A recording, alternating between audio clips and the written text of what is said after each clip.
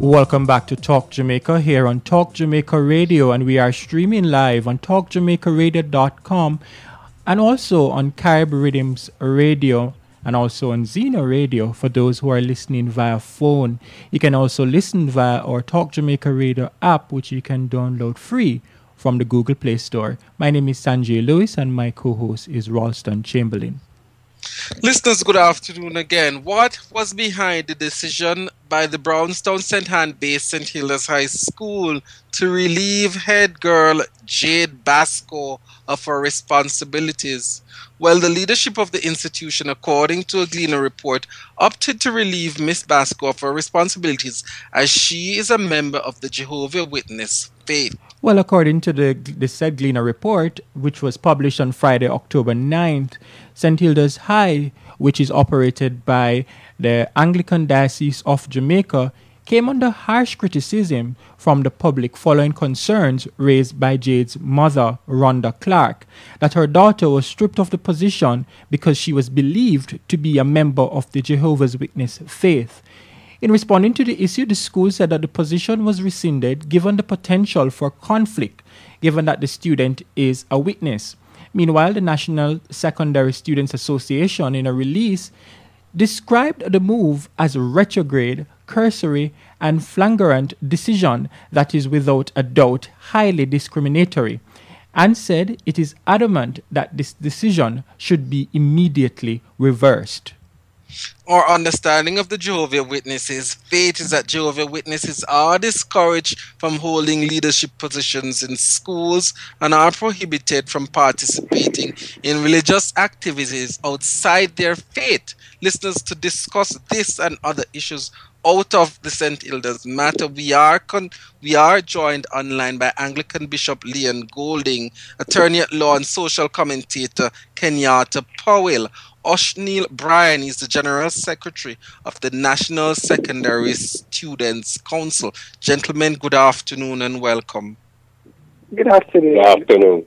Good afternoon. Right, good. Let me start with Bishop Leon Golding. If you could tell us and our listeners your understanding of the issue and what led the school to have made the decision it made. Okay, let me first of all correct something what was said a while ago. Our statement said nothing about relieving her of the position because she's a witness. That's one. Mm-hmm. However, to go to the matter on hand, first of all, I would like the public to know that she was not head girl for more than a day. I don't think it even reached a day. First of all, something happened that raised some concern. As I am told, the principal met with the student involved and they had a discussion. It was out of that discussion that the principal made the decision that she would not continue with her as head girl, because of, as you rightly stated, possible conflict. It wasn't just simply because she was a Jehovah's Witness or she had attachment to the Jehovah's Witness tradition. Mm-hmm. So you're saying, let me bring Kenyatta in, Kenyatta, because you have been very critical of this decision, having heard or given now a kind of understanding of what took place. Are you still then very concerned, yes, about what took place? you know, I heard that explanation and I dismissed it. One, I found it to be curious, and two, after sitting down and trying to go through what that explanation would entail. You see, the school could be saying one of two things. It could be saying that her dismissal from the position has nothing to do with the fact that she's a Jehovah's Witness, in which case then the school would still have to provide the rest of us, not just her, well, at first instance, the young lady and her mother at least, with plausible explanation as to why, if this has nothing to do with her being a Jehovah's Witness, why she's been stripped of the position. So it doesn't suffice. It doesn't suffice in law. Whether you're talking about natural justice or the rules having to do with discrimination, it really doesn't suffice for the school to say that we anticipate some conflict sometime down the road. That is not sufficient enough ground, frankly, to strip a young lady of a position that I am presuming she earned.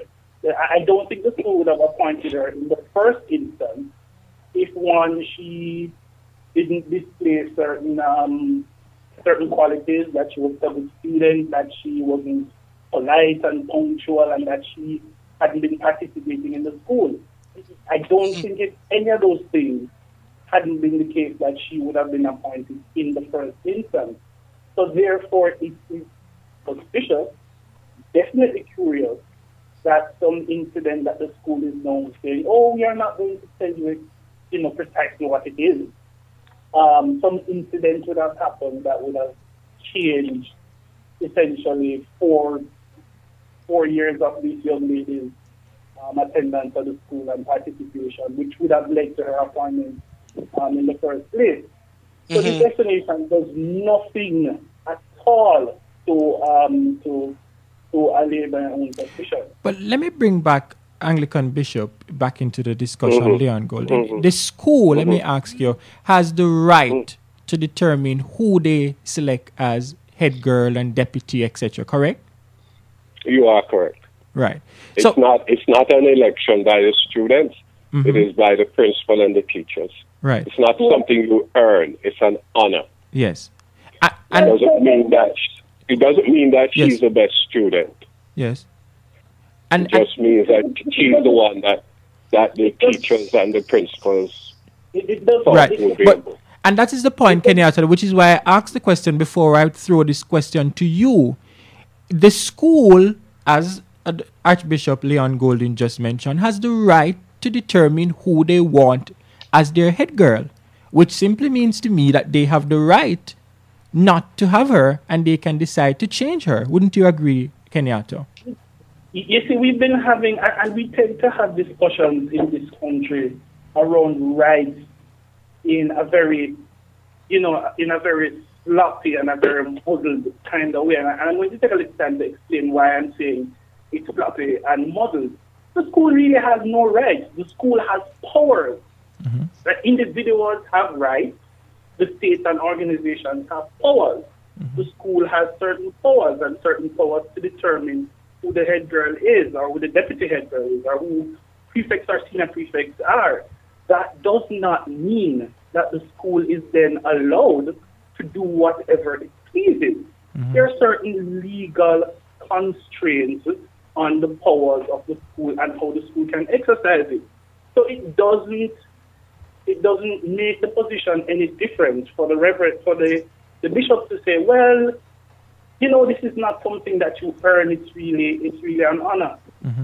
The same the same anti-discrimination rules would apply. Yes. The school can't possibly have an honor reserved for students that would exclude certain students on criteria which are not objective.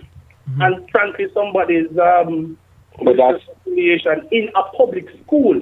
The St. Hilda's is a public school. It's in receipt of funds. That kind of criteria would not be the school would not have the power to determine based on little more than a person's religious affiliation that some conflict in the future could arise and therefore I am denying this student this honor. This is the textbook definition of discrimination. All right. I'm going to bring in Oshnel, but let me just hear Anglican Bishop respond. Could I respond to that? Go ahead. The assumption is that because she's a Jehovah's Witness, therefore that is the reason why she has been asked or relieved of the post. Yes. Note my saying that the principal had a discussion with her. Yes, in which her religious affiliation came up. I want to know, the principal has a job, and she has a job of guiding the school. And if she thinks that something has a potential for conflict, are you saying that she has no right to correct that situation? Is that what you're saying, sir? I'm saying that in attempting to correct any situation, the powers of a principal in a public school are limited, and they're limited by laws. Yeah, which I think, no. But the principal, one at a time. I think this is something. that St. Hilda's apparently doesn't seem to understand. I'm not at all saying that the principal of St. Hilda's High School couldn't decide to strip any number of students of any number of positions. All I'm saying is that decision has to be taken within certain bounds. All right. And certain legal bounds. And the criticism is that from what we've seen and from what you've said now, that there's some anticipatory breach that's about to happen sometime in the future. No. It's not just simply that. Yes. You're missing my point. Yes. Okay. So there was a discussion between the principal and the student, in which her religious affiliation came out. Right. No, it's not just a matter of religious affiliation. Right. Yes, This is a school. Oh. Just a minute. Hold just a on, minute. Kenyatta. Yes. This is a school. If you do your research, this is a school over the last 10 years has had people of different denomination as head girl, including a Hindu, and I have no problem with Seventh-day Adventist, including a Seventh-day Adventist. That's wonderful for the school. Right? So to just simply say that because she's a Jehovah's Witness, and which also makes the assumption that the principal just removed her on that basis without any discussion, is not fair. Let me bring in. Hold on, Kenyatta. The principal certainly removed a student. The principal certainly had discussions with a student and removed that student. And this is your opportunity to say, well, this is not true. So I'm going to say something, and if it's not true, well, you can say, Mr. Powerll, Kenyatta, this is not true. The principal certainly, from what we know, had a discussion with a student in which an honor, as you say, was taken away from the student without bothering at that time to notify the mother that something was like this. No, but when you are appointing somebody as a prefect or a head girl, you don't notify parents. Mm-hmm. But I've never known of that. I've never known of that, sir. And let me tell you this. Hold on, Kenyatta. Hold on. Principle. It's giving somebody something and taking something away are completely different things. All right, gentlemen. So you are right. Gentlemen, let me. Hold on, you are right. Hold on, Kenyatta. Kenyatta, hold on, please. Kenyatta, hold on for me, please. No, hold on. I want to bring in Oshnel in the discussion because he has been on for a little while. Oshnel, you made in the statement that you guys released, you mentioned it's retrograde, cursory. Strong statements. Now hearing Anglican Bishop Leon Golden saying that they have had Hindu in the past, they have had Adventists in the past. Did you guys do your research before putting out that statement? Well, I must say that the National Secondary Students Council does not make any statement without doing its research, of course. So my executive and I did go through, we went through all the articles, we tried our best to ascertain what happened. Yes. And based on the statement from the school, it was that they felt that her being a witness or being affiliated with the Jehovah's Witness would present a conflict, being that they believe that Jehovah's Witness were, not allowed to hold position at public school, at schools overall, were not allowed to participate in civic events. That I do understand. However, based on my review of all the articles and all the information presented through the media, I did not see where the girl specifically had any conflict in doing any of these activities, which is really a surprise to me. Because I would have understood, although I don't agree, I would have understood if the girl had denied to participate in these activities, which are considered to be mandatory for the head girl. However, based on the article and based on the information provided through the media, I have not seen where the student had denied to participate in any of these activities. Furthermore, I don't believe the role of the head girl is surrounded around these activities. I don't think her appointment should be based upon the possible conflict of interest based on her religion or her religious affiliation. And I think, as a matter of fact, I will say it was in the press release that we described it as discriminatory and against certain child rights, which we stand for as a council. Mm-hmm. So we actually disagree with it totally based on the information that has been provided to us.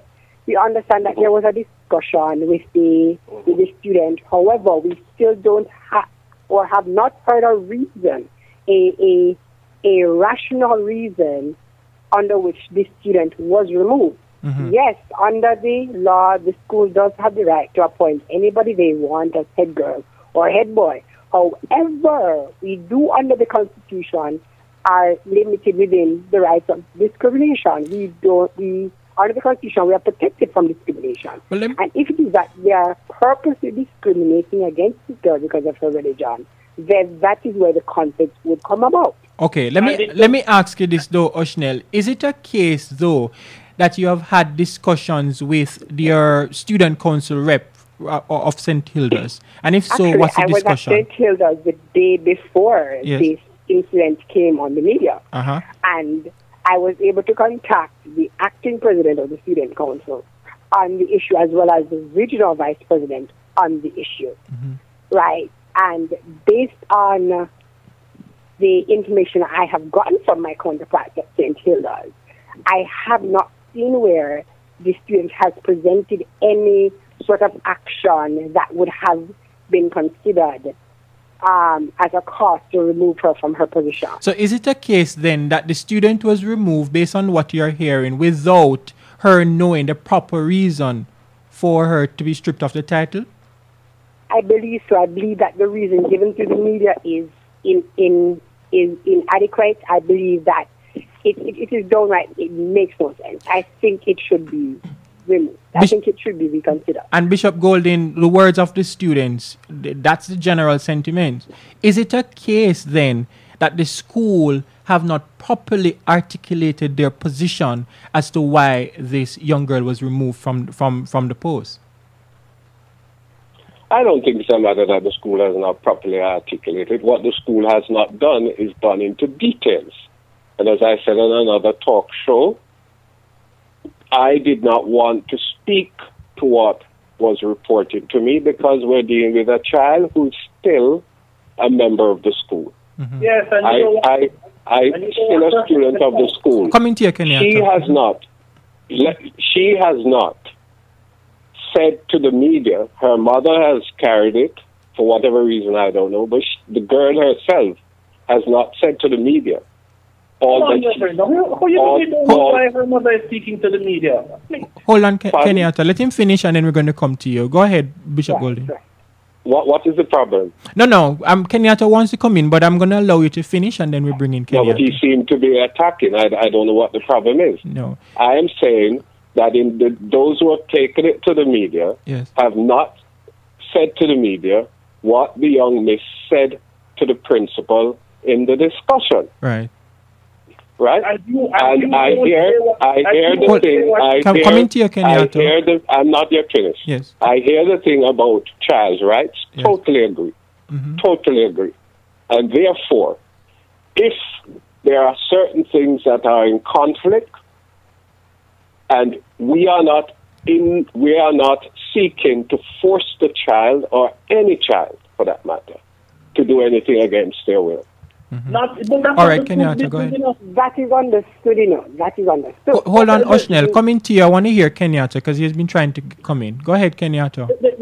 There are a couple of things. So I hear the school saying that it does not want to put this young lady in an invidious position, I think is the word that's been used. And they don't, and the bishop said just, if I'm misquoting the bishop. Based on child rights. If I'm misquoting the bishop, he can. No, I'm just putting a thing on. But you see, here's the thing. I think we are having a conceptual problem. And the conceptual problem is what powers do schools have and what are the limits on those powers. And I'm going to respectfully suggest to the bishop that it is really not the school's business at all whether Jade is a Jehovah's Witness and whether she is a good or a bad Jehovah's Witness. I agree with you. That's not in the remit of the school's powers. Right. Mm-hmm. And so to tell the public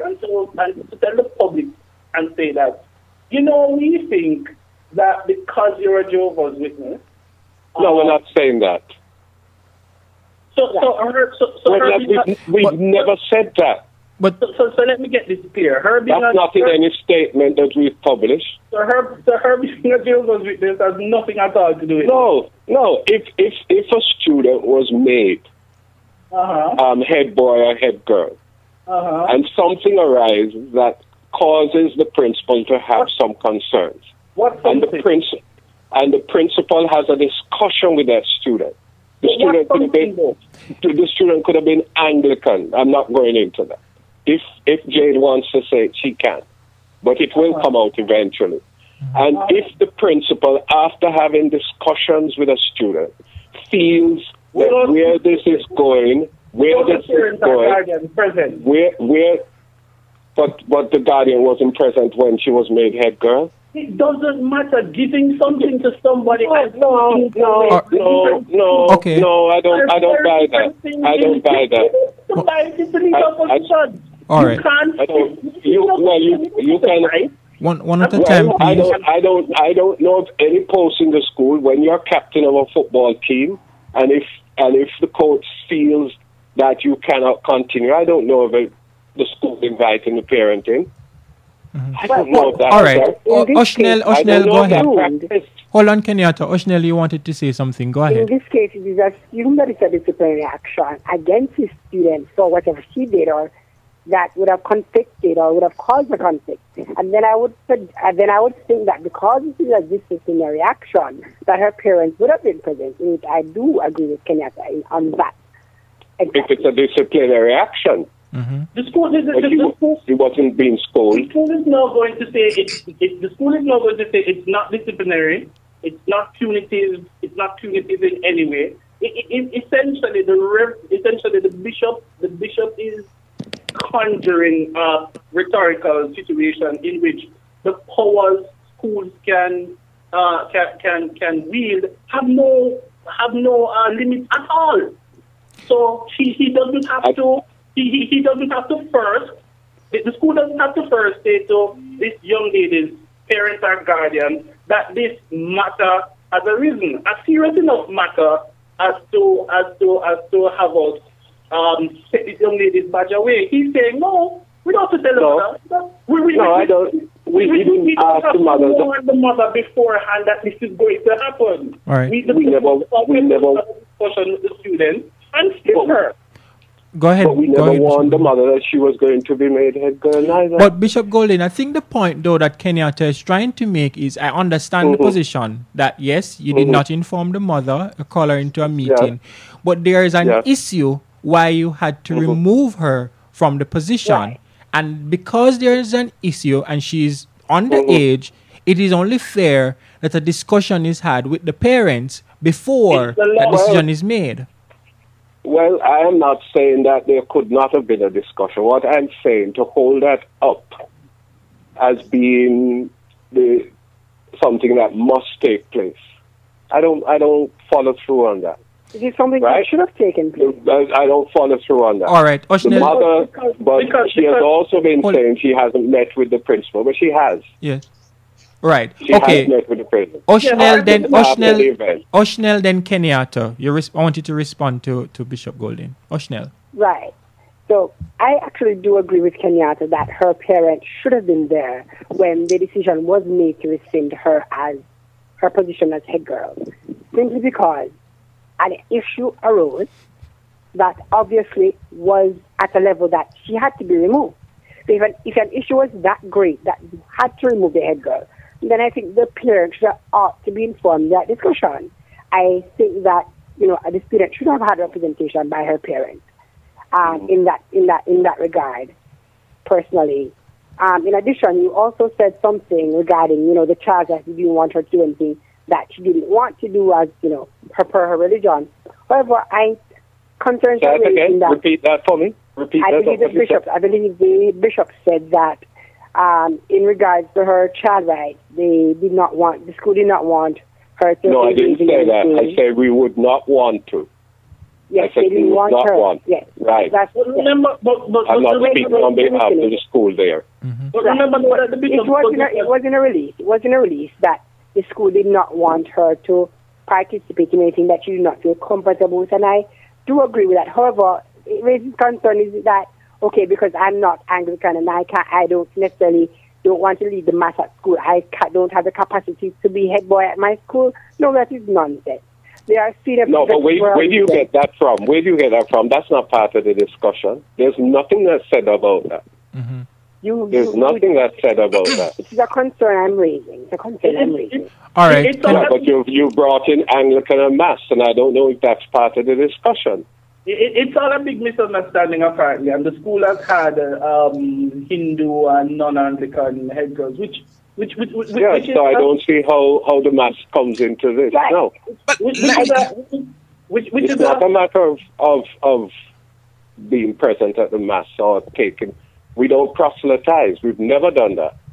But let me ask you this, Kenyatta, because you have been very concerned about this whole dismissal that we understood took place because of her affiliation with the Jehovah Witness faith.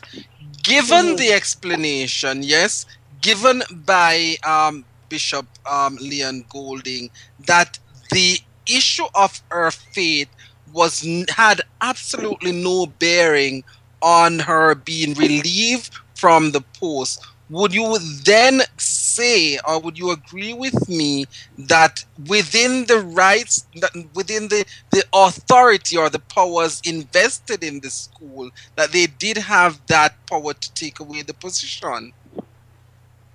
The school has and I feel at this point I'm repeating myself. The school has the power, the school and the school's administration has the power to determine certain things within the school. And certainly, it can, for legitimate reasons. Right. And we do not know if the reason used is indeed a legitimate reason, right? Let me finish. Even in the school's own, the word said by the school in its own defense constantly has mentioned what that Jehovah's Witness was written on her entry form. Right. So how did that come out? So yeah, look, as I keep saying, powers are limited. In law, they're not powers can't be unlimited. So yes, the school can remove anybody. And full disclosure, and I probably should have said this at the beginning, I went to an Anglican school. I went to an Anglican high school. I had a wonderful time there. And I think I've compared the policy of that school, because when I was a student at Kingston College, I was a practicing Muslim. And so I have gleaned a difference in from what I've seen coming out of the defense of St. Hilda's. At no point when I was at KC did the school take the position that its powers are so wide and so expansive. Right. That it can do virtually anything apparently in relation to a student and not consult the parents. That's the first thing. The second thing is that I also the Reverend the Bishop mentioned, etc. I coach Schools Challenge at Kingston College, and I can tell you that I would not be able to simply remove a boy from a quiz team, even though when he was put on that team, I wouldn't have necessarily called up his parents and said, Mrs. X, I'm about to put your son on the team. But certainly, if something serious enough arising, which would cause me to have to, or cause the coaches to have to remove this boy. Clearly, the rules of natural justice dictate that we must advise the parents. But could it be, though, Kenyatta, the culture at case is different from that of St. Hilda's in this specific case? What I'm trying to say is that this is not a matter of culture, yes. right? Exactly. It is a matter of what is fair. It is a matter of what the rules of natural justice demand, yes. And it's a matter of what anti-discrimination laws in this country proscribe. All right. And what I'm saying is that what has taken place at St. Hilda's, yes.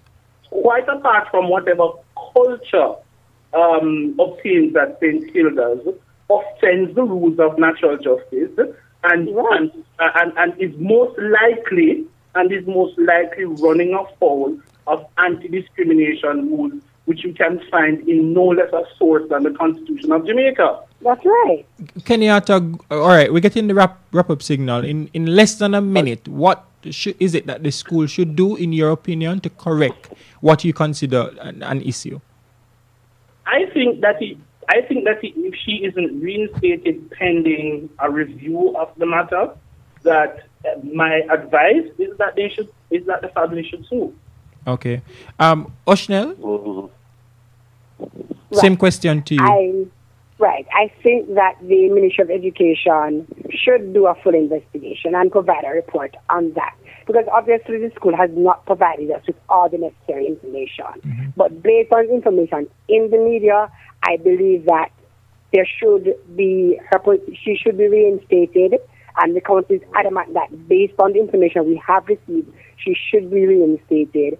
And if that doesn't happen, we believe that she should speak with the Office of the Children's Advocate, because that is clearly a form of child discrimination. And Bishop Golding, is the matter dead, or is it a case that the school possibly may review the decision that they made? Well, at this point, I'm not going to respond to that. Those persons have obviously made up their mind where they want to go. Mm-hmm. And obviously what we're saying is that the school has those who guide and lead the school have no authority whatsoever to do anything. That's what I'm hearing. And I think that the school should be able to say, if they have somebody in a leadership position that is presents possible conflicts, then I think the school has a right to determine where they go. It's not a matter that they're saying that the school should not say anything. That's what I say, because the school, it's just about religion. No, I have to just correct that one, Bishop Golding, because that's not what they're saying. There's a process that ought to be followed. And in their estimation, that process was not followed. And because of that, there's a breach of this person's right. Well, I don't know. I hear all what you're saying, but I don't necessarily agree with it. All right. But I don't. All that's being said is not where the school's at. But you want to make an issue of it, you make an issue of it, because you want to say that the school is discriminating. And let me say this: whatever ethos Casey has is the same ethos that St. Hilda's has. They're no different. Okay. All right, gentlemen. Attorney at Law Kenyatta Powerll. Oshnel Bryan, he's the General Secretary of the National Secondary Students Council, and Anglican Bishop Leon Golding. I want to thank you so much for a spirited but respectful discussion. Thank you. Thank you. All right. Bye. All the best. Mm-hmm. Oh, wonderful. Well, Ralston? Make what you will of that discussion. I think, excuse me, I think that's what we have to leave our listeners with make what you will of the discussion. However, I must say that having heard, because a lot of things were out there in the public domain, and having heard what the bishop has indicated to us, that being relieved of the position had no bearing on her Jehovah's Witness affiliation, I then concerned, yes, as Kenyatta is, as to what this seemingly egregious act, yes, that she has committed is, that would have allowed them to say that you can no longer continue in your post. And I think unless, yes, someone can clarify those issues or can clear up in the minds of many Jamaicans or those persons who have spoken on the issue, then we are going to leave with this clouded, yes, it's seemingly clouded understanding of what really is taking place down there at St. Hilda's. What could be so damning that they had to remove her? And that's what I would really like to know, because if you realize Bishop Golden is saying if she wants to come and declare why she was removed, then she's free to do so, but the school will not disclose. And then he eventually said that it will eventually come out. So what is it that could have been so bad why she was removed? And I think the point that Kenyatta was making is missing. The bishop did not get the point, that specific point, that look, if this issue is not about her and the position, but about something about her why she was removed, then you should have had the parent there and have a discussion with the parent, because she's still a child, before you jump to remove her from the position. And that is the point that I think was missed by the bishop. Absolutely. And I think it's on that basis, yes, that I will agree with Kenyatta that the parents, yes, should have been brought in, yes, to be alerted as to what is it that our child had done to have earned them stripping her of the position. And I think that it's therein that it got clouded. And exactly, because persons will now speculate, because the school is certainly not disclosing why, she was removed. And I don't understand that we have heard from the parent, and the parent had one idea as to why she was removed. So clearly, something is amiss. And is it then, and so the question before us, Sanjay listener, is that, is it that the child has not indicated to her mother the discussion in depth, yes, that she had with the principal, or she just stayed on the basis of the whole issue of the Jehovah's Witnesses? I'd find it very funny though that the mother would not then try to get information from the child. And I would go as far as to say, to speak to the school to find out the specifics as to what happened in that meeting and why is it that her child was removed. I find it very strange that the mother would not have acquired that information before coming to the media to disclose that there's an issue because of her religion.